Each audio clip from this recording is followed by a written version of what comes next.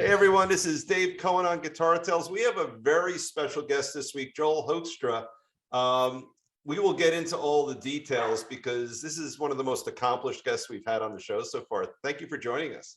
Hey, my pleasure. Great to be here. Thank you. Yeah, I got to tell you, I printed up your Wikipedia page, 16 pages, 16 Uh, pages of you. I haven't been on there in a while, so I'm not exactly sure what's on there these days. I should probably make sure it's all like somewhat factual. Oh, I went in there and put all sorts of bad stuff in there today. Yeah, exactly. Yeah, you got all kinds of like my story's been completely rewritten. Oh yeah, I did it today. Um, but you know what's kind of cool? I was just kind of lounging around. I'm a lawyer by day, and I do this at night for fun. So I always like to get out of the mood of being the lawyer and into the mood of being a human being. And so I'm just relaxing, playing on social media, and what comes on my feed but Cher. And it was a live performance of hers. I wasn't able to tell. It was one of those like 25-second things. And I'm thinking, I'm about to chat with the guy who was playing guitar on that, most likely. If it's within the last few years, that would have been you, right? Yeah. Yeah, the I guess 17 through 19 really, you know. So yeah. That was a little, in a good way, a little freaky that I'm listening to really good guitar work and I thought, I'm about to chat with this guy. So it was kind of neat, just randomly showed up on my social media feed. But it was very, Randomly. yeah, right. Yeah, we don't believe that, do we? I, Well, I mean, no, I would think there probably some kind of algorithm for that. You and I are emailing or something. Or yeah, who you're knows. right. You're right. I'm on the Wikipedia page, playing with your profile and things like that, messing up your bio. Definitely, Yeah, definitely. you're Yeah. right. There is no random anymore, is there? No, not anymore. Yeah. Not after the last year and a half where we all sat on our devices 24/7. Yeah, it's crazy. It really is. And if you Google something, then you get an ad from Amazon for the same product, and it's all sorts of craziness right now. Before this went crazy, though, I remember I was in the market for a used car, and I was looking for Fords, which I eventually found, but I found one at a Land Rover dealership. I drove there on a Sunday night. It was closed. And I just drove and got out of my car and looked. That's all I did because there were a couple of used Fords on the lot. Within 3 days, I had a hard copy Land Rover, like quarter-inch thick magazine. And like shit, that was a little freaky. And that was before these algorithms. This is probably about 5 years ago. And that was just a little unsettling. Like their security camera picked up on me. I don't know what it was, but there it was. So, Wow. yeah. So for folks who don't know you, I want to just give a little bit, and I want to get most of it from you. You are an on-demand, amazing player. I went all over YouTube watching you, but you tour with some really amazing acts in addition to the creative endeavors you engage in on your own. What are some of the bands you have toured with and do tour with? Um, I mean, the most recent times, I'd say I'm right now. I'm with Whitesnake and Siberian Orchestra. Those are my gigs, my main gigs, and I do several projects and stuff like that right now as well. But also known for, I guess, leading up to Whitesnake, I was a night ranger for 7 years. I was part of the Broadway show Rock of Ages for 6 years. And in the movie, right? So yeah, I have a little cameo in the movie, but mainly the over 6 years on playing that on Broadway. Those are all the kind of things that people know me for, and share the share gig you mentioned. There's like there's all kinds of other subplots and stuff like that going on in other parts of the story, but those are kind of the last 10 years or so. It's so impressive. And one of the things I like is that you have real bona fides in your youth in terms of classical music, right? Aren't you're classically trained in your early days before you saw Angus play, right? Yeah, well, other instruments when I was a kid. My parents had me play classical music when I was a kid on cello and piano, and they were both classical musicians. And so, yeah, in a way, but it makes it sound like I was great, and I wasn't great. I was Okay, terrible. gotcha. Yeah, Okay. like, I just wanted to do like other stuff. When I was a little boy, I was like, I just want to play baseball and get me out of here. And, but then guitar, I mean, I was young when I started guitar. I was 11, but it definitely helped jumpstart me, like to being able to play guitar when that was the third instrument I'd played. So it was like by the time I started that, it definitely helped move things along a little bit. And then with guitar, I did study classical guitar too. So there was a few years there where I did much more of that than I did like play electric. So, Gotcha. Now, yeah.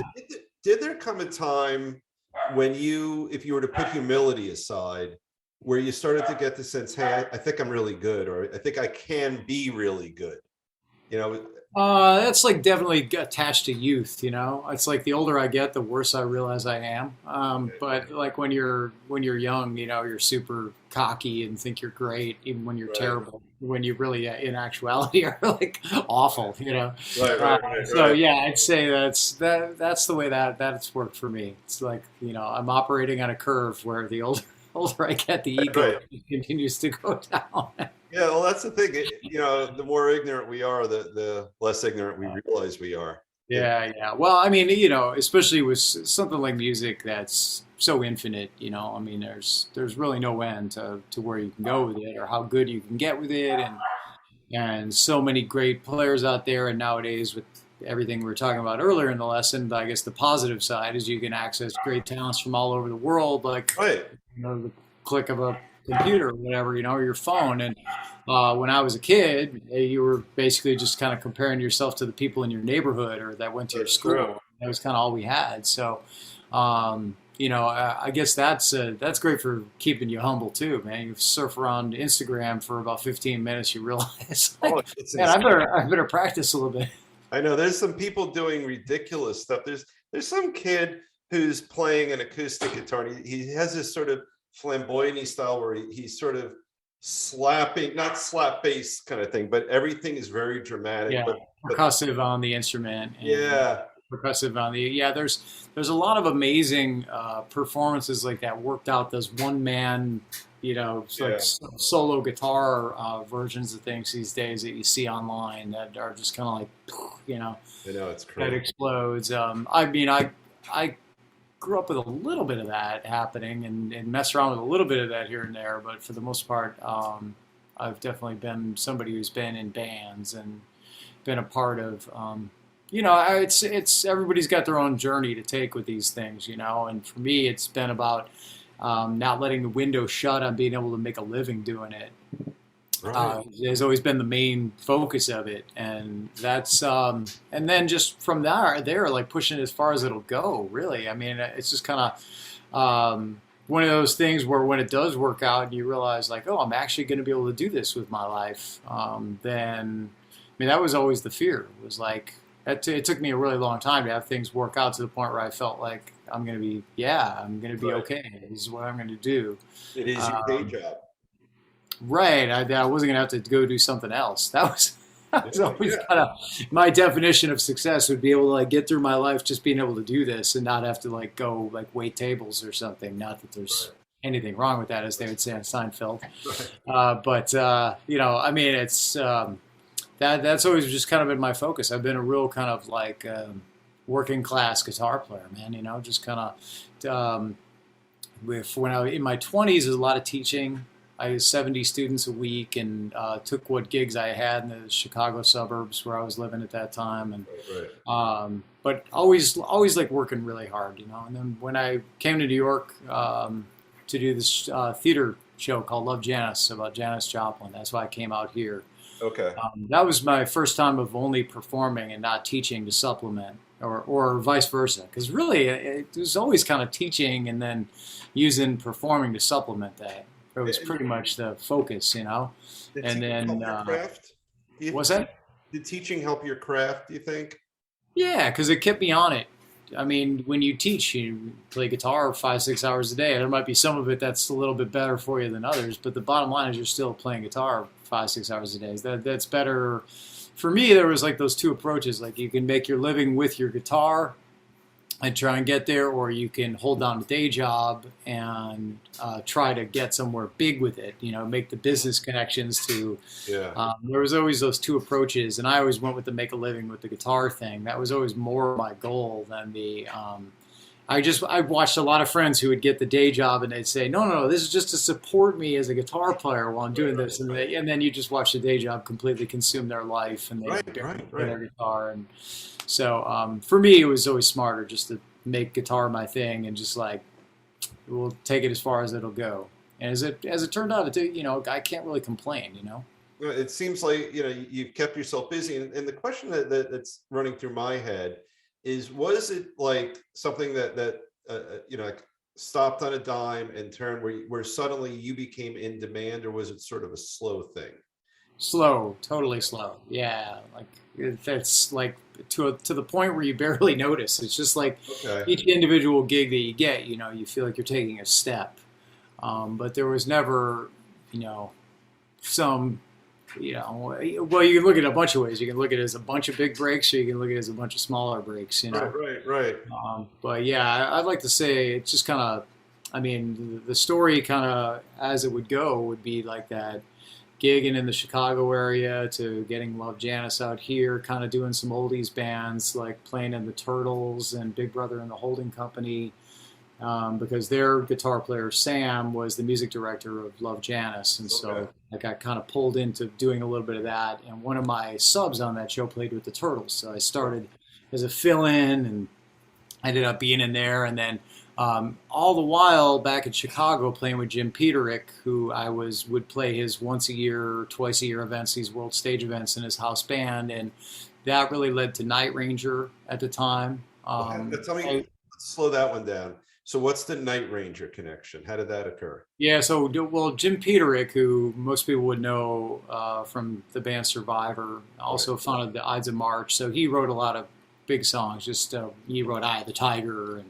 Okay. all those Survivor hits, 38 special hits, those that and so anyway, he'd have these events called World Stage where all those guests would come out and they'd sing a few of their hits. And one of those guests every year was Kelly Kagi, the drummer from Night Ranger. So I was in the house band and would be part of everybody's songs as they would come out. And Okay. so even while I was in New York doing Love Janis, Jim would still fly me back and I would go like pretty much right off the plane right to the venue and go play down like these 30 something songs. And so as it worked out, oddly enough, Reb Beach was playing in Night Ranger at the time. So, who's now my guitar partner in Whitesnake, right? So, Yeah. he needed to miss a show. I think he had to play with Winger, and so Night Ranger was either going to cancel this gig or Kelly said, "Hey, I know this guy that plays with Jim that'll like learn 30 songs, and get off the plane and like just play down the gig, and let's get this guy to come in." And so that was basically my audition. Was like a gig, Oh, basically. that's great. Like, we'll meet you at the gig and see how it goes. So, yeah, that was my inroads there. So, yeah, like I said, it's all kind of watching things kind of move forward through all these things present opportunities. And so, yeah, through playing in Jim's World Stage thing to Night Ranger, and I would say through doing pit gigs in New York City. I was subbing just as for a friend of mine who was he's more of a traditional like pit musician, right, Right, right, right, on right. Broadway. And what ended up happening there is the keyboard player from one of those shows became the music supervisor of Rock of Ages. So that's how that happened. So it's like through doing something that you'd go like, well, why are you even doing that? And then see get kind of rewarded in the end, and then have 6 years of basically playing steady on a show on Broadway. So that's the story there. And really, the TSO thing kind of came about through, I'd say that's both that stuff combined, because Alex Skolnick needed to take a year off, basically, at the time was the approach. And uh, a couple people in the band said, look, this guy, he's in Night Ranger, he plays with Rock of Ages on Broadway. And, I had an audition. And I think really one of the main things is that we were on America's Got Talent as like a guest at Rock of Ages. And, that clip in particular, I think, kind of helped me.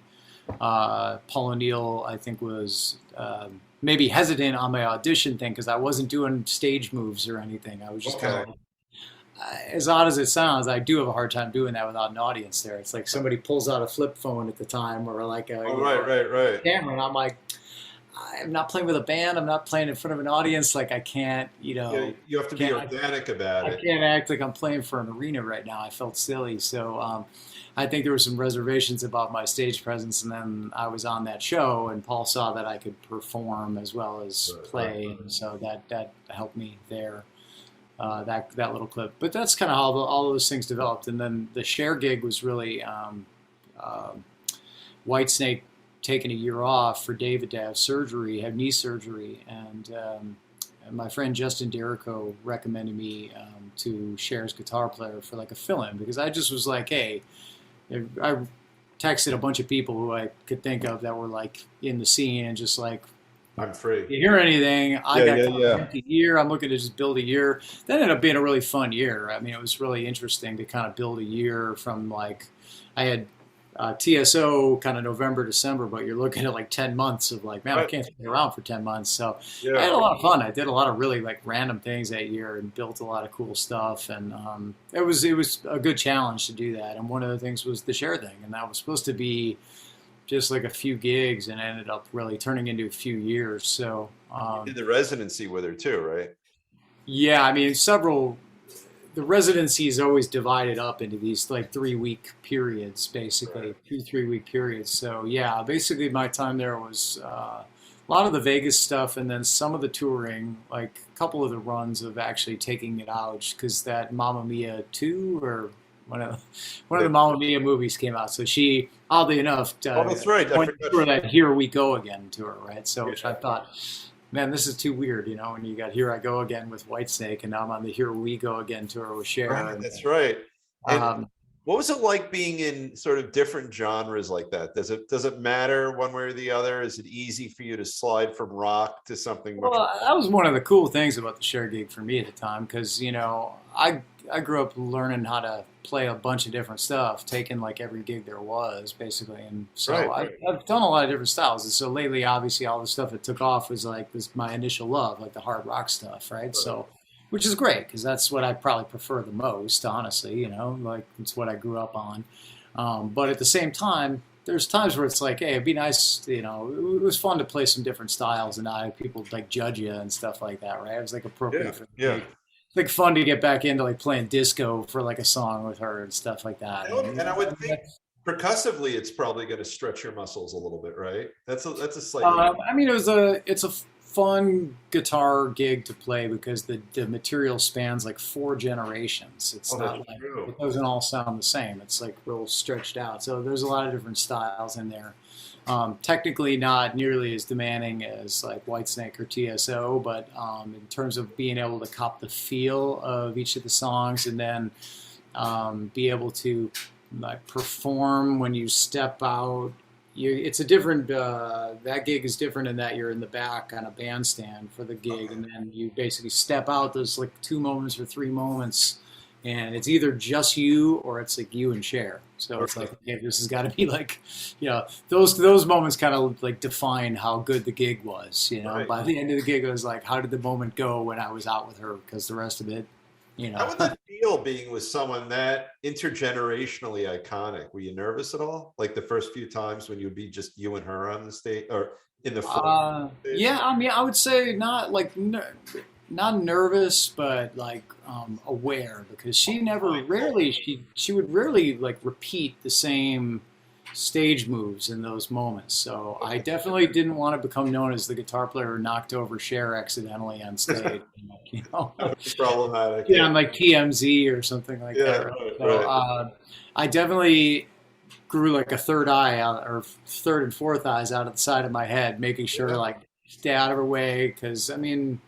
So if the stage is empty like that, it was the idea would be, the concept for me at least was always to, you know, you learn how to fill a stage, right? So if she was moving stage left, I'd move stage right. Okay, right. Sometimes along the way, you'd have to kind of like make eye contact because sometimes she'd want to interact for a second. And sometimes past you, or maybe longer than a second. You never knew, and that was the thing. So sometimes she'd stop, and it would be like, oh my God, she got her, you know, she got her elbow on my shoulder while she's singing, and you know, it's like, you know, so you know, it was always a little different in terms of what to expect from her, and I liked that. So it was never scripted. There was never, it never came off as this moment like, oh, I know what we're going to do here. You know, it was always you always had to read what she was going to do a bit. That did you ever develop like a friendship with her outside of those shows, or was it more? Not really. I mean, she's like, just top pro, I mean, everything was just very professional and great band. And the friendship is more with those people that, were in the band and the dancers and Right, right. the touring personnel. And then, I mean, Cher's totally, very nice and everything, but it wasn't like, I was going to call her up and be like, hey, you want to get coffee? Or, I mean, it's Right. like, she did some real fun stuff with us though. Like she took us all to the movies and stuff like that. Well, that's great. But it's like you're traveling with a large group of people. Probably 50, 60 people at least, right? Something like I don't know. Yeah, Yeah. I couldn't tell you with crew and everything like that. But it was she's real great, man. Super fun, like fun stuff like that. Bingo night. Oh, really? Yeah. That's pretty cool. Now let me ask you this. Another thought I had. So I have this vision of you hopping off the plane, right? And when you were doing, what was the name of the show when you would do the not bands? Was it Bandstand in Chicago? World stage. World Stage. World Stage. Yeah. So if you're playing 30-ish different songs, and presumably a lot of the guitar work would be from wildly divergent guitar players, what kind of pressures would you have to emulate their tone? How would you deal with the equipment end of things to at least try to replicate the sound for each of those bands? On that, I mean, it was easier for me because Jim's main guy was really always my friend Mike Aquino, who's great guitarist, and so Mike would always help me out because if I only had time to get down Right. on 7 or 8 of the solos or something, I mean, it was like Yeah. Mike had it all covered. So we would just kind of talk and be like, look, how do you want to do this? And I was always more than happy to give him the bulk of stuff as long as I could like stay in the camp. That's always been the way I am as a guitar partner, period. Right. Like, dude, whatever you want, grab whatever you need, and then, I'll do the rest. And, so that anyway, I mean, I did enough of the Night Ranger stuff that it gave me my opportunity with Night Ranger. So, and I mainly just wanted to stay a part of it. And those guys are my friends, and Jim is my friend, and just wanted to be a part of like the gig. Right. And then in addition to the gigging, you got to cut albums with a lot of these folks, right? Like it wouldn't just be live. It looks like you would record albums with some of the bands you were with. Well, I mean, like some of them, I mean, like if you're reading off my bio and Yeah, stuff like I'm just that, feeding off of this. Yeah. so the bio is like I tried to put up front like the people I spent the most time with, but then there's also like on there people that I've just like played a couple songs with on stage or something like that, or I'm on like a recording with, or Right. so there's some names like that on there too, which I don't know. I look at it like life had brought me to those moments, so sure, Yeah. why not throw it on there? It's nice to have it all on there in a weird way, just to be able to be like, No, yeah, this it's all great. happened. I mean, I look at this thing and you're so in demand. And here's a question I've asked a lot of folks on our show, and I probably know the answer ahead of time. But for someone who is as in demand as you are, you have to have the technical skills to be able to pull it off. But a lot of folks talk about the ability to just interact nicely with people and be a decent man or woman, in this case, a guy. Where do you place sort of human compatibility versus musical ability? Because something's making your phone ring all the time. And obviously you're really good at guitar. I've watched you. But where do you Um, Yeah, man, I don't know. I couldn't tell you, man. I mean, it's really hard to say. I think you just do your best at every turn, right? I mean, it's like nobody bats 1,000. That's important to remember, yeah, It's yeah. very hard to be like always like every single interaction with every single human being like goes well or whatever. So, I think you just do your best at every turn and just hope that that keeps happening. So, I don't know. I've credited desperation a lot in my life, where I've said like I needed it to work out because I really didn't have any backup plans or anything that was like, well, if that doesn't work out, I'll just go do this because I was like, I'm totally screwed if this doesn't work out. Yeah, And nothing else. yeah. But you put your eggs in that basket, and it's at least played out pretty nicely for you. Yeah, I mean, I've made it this far, man, and Yeah. the world is like, I mean, 2020 was another one of those years where I talk about the challenge, like 2017 was like that when David got surgery and it was like, oh, now I got to build a year without Whitesnake. That's my, Yeah. 10 month of the year band. So, geez. And now 2020 was like, you got to build a year without being able to leave your place. Have fun with that. What did So, you do? well, I finished recording my album from my side project, Joel Hoekstra's 13. So that was definitely huge to get that done. And then I'd say from there, realistically, it was a lot of teaching. So I went back to that for the first time in like 20 years, Okay. which was nuts, on like virtual, doing like 30 students a week. And then I was doing cameos. I did like quarantine, a lot of those collab videos to stay Yep. like kind of out there in the digital world. A lot of that stuff, which was fun. I got to play with a lot of people who'd kind of been on that list of like never worked with, but someday, Nico McBrain and Billy Sheehan, Arnel Pineda from Journey. Um, who am I missing on this list? Dino Jalusic. I'd always wanted to do stuff with him, and so like a lot of these people, Mike Portnoy. So it's got to work with all these guys during that time, and then the Cameo thing. Did a lot of playing guitar for people on Cameo, and That's good um, stuff. Yeah. so I stayed really super super slammed busy, and lots of sessions too. Lots of people hiring me to play on like a solo on their album or whatever on a song, and um, or play on one track, and so lots of that. Like right now, I have four. I'm probably going to do that when we're done tonight. Like I've got like four songs waiting from people. I still get hired all the time to do that. People just hire me to play on a track or whatever. And today is not a teaching day, but I just got done with the 5 days in a row of that. And so I'm keeping it for now. I taught every off day of the TSO tour. I just finished the TSO tour, and Okay. there's typically 2 days off a week, and I filled them with teaching. It was like we couldn't really go out because of the COVID scene. Yeah. So I was like, as long as I'm sitting in my hotel room, I might as well I'm going to be playing my guitar anyway. So I might Right. as well teach and do this. So yeah. Anyway, that's kind of been that's been a big part of things. But I'd like to think I kicked its butt, man. 2020 was like I made more money doing that than I probably did being out on the road the previous year. Well, I think we started these shows, like we weren't doing Zoom. We were just in the studio. And Yeah. then this whole, we call it our fireside chat because we did one in front of my fireplace.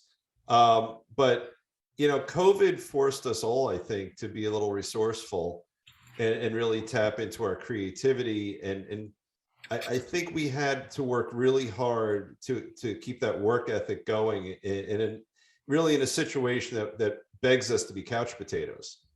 Yeah, well, I think once I wrapped my head around the fact that it was going to be a long wait, Yeah. that's when I really went like, okay, not gonna I'm not just gonna sit around and like wait for touring to happen again. So it's Right. time to be like busy and put myself to work one way or another. I mean, at the end of the day, that is just one part of like what being a musician's about. It's not, it's doesn't like totally make up the entire picture, right? Can't think of Yeah. I'm not coming up with the correct term there, No, look at but the yeah, I think to record is a huge part of it, yeah. and pushing us into doing all these little things. I think it was good for me. It made me definitely more active in the session thing than I had been.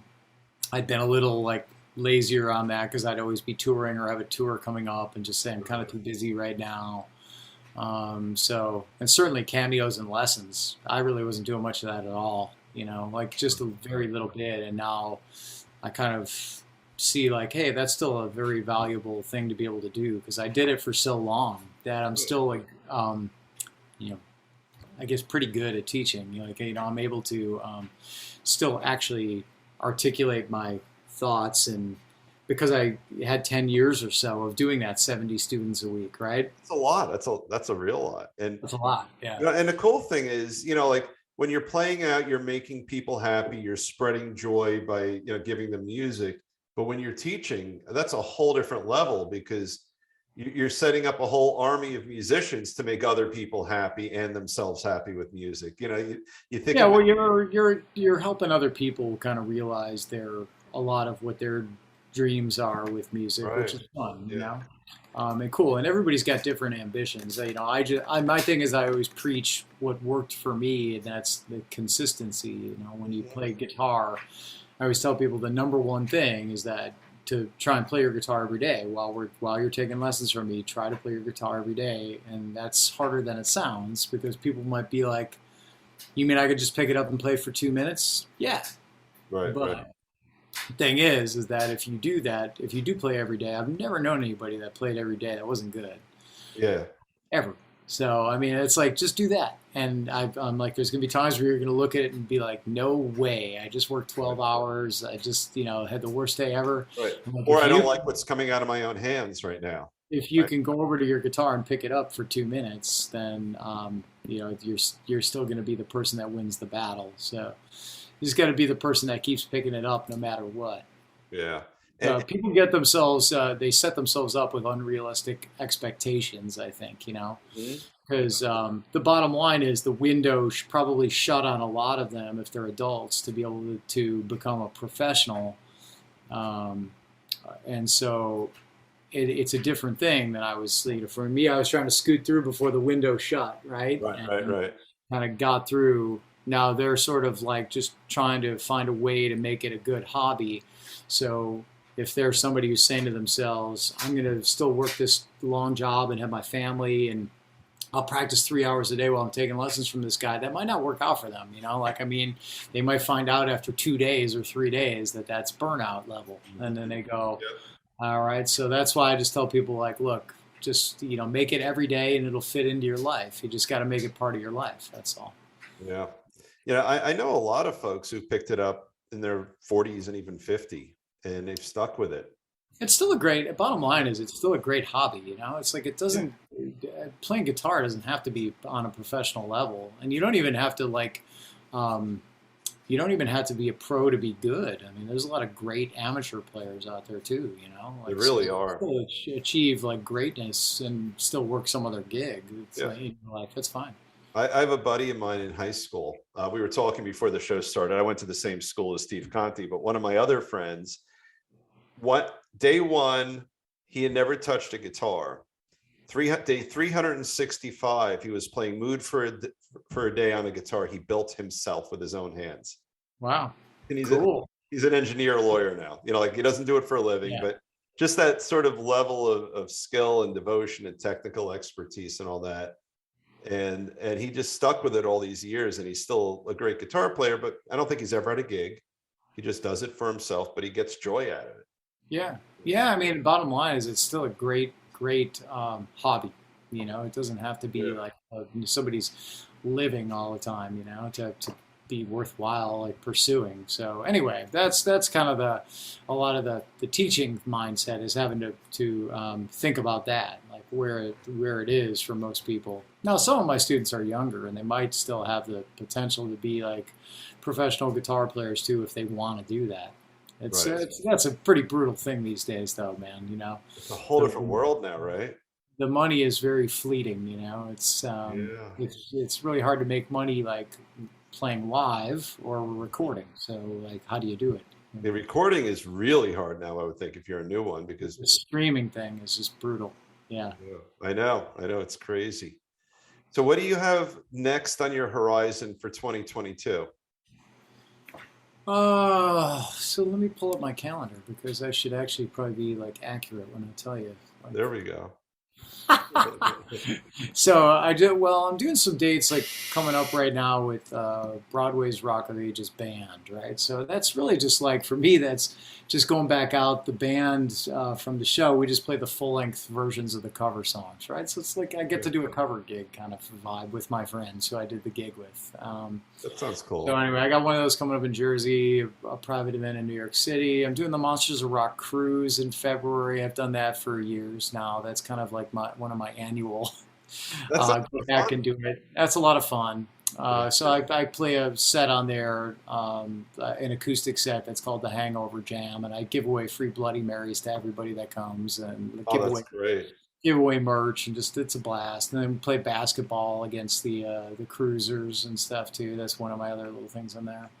I'm doing a couple rock and roll fantasy camps coming up. Let's see, one in LA, February 17 through 20, and one, it's a ways off, March 31 to April 3. Shooting videos for a project that I have coming out with Michael Swede, Nathan James, Tommy Aldridge, and Marco Mendoza. So that album, I'm not sure the release date on that, but that should be, fairly soon. Doing some acoustic gigs with my friend Brandon Gibbs in March. And then really, so that's kind of like a lot of the front end of the year. And then Whitesnake is scheduled to really start the UK run in May. So, and then we go UK into Europe, and there's more dates that are going to get announced, and so people can look, keep an eye out for that stuff, and then head to TSO come November, December. So really, as soon as I hit May, I'm pretty much looking at Whitesnake into TSO. Right. So you have a very full dance card for 2022. Yeah, and in the meantime, I'm teaching 30 students a week and doing sessions and stuff and cameos. So like all that stuff kind of like still lives on.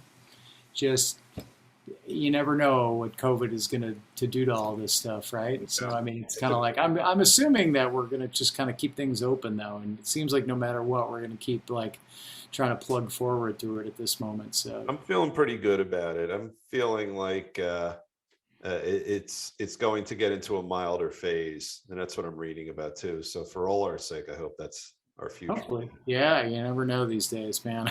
Yeah. Like, I just got to take it as it comes. But that's why I don't like, I just continue to do everything, because it's like, you don't know where, what kind of turn this is going to take right now. But we do know that music will always be there. So that's perfect. It's what form, Yeah, I think at the end of the day, it's for me, it's to continue working at it and never stop doing that. I mean, as close as I came was the top of 2020, just because 2019 had been so brutal with travel. I was on the road 285 days out of that year. Oh, wow. 365. So when it hit the beginning of it, I was like, hey, this is like a godsend. I can just be at home for like a month or two in a row and not constantly leaving. Little do you know.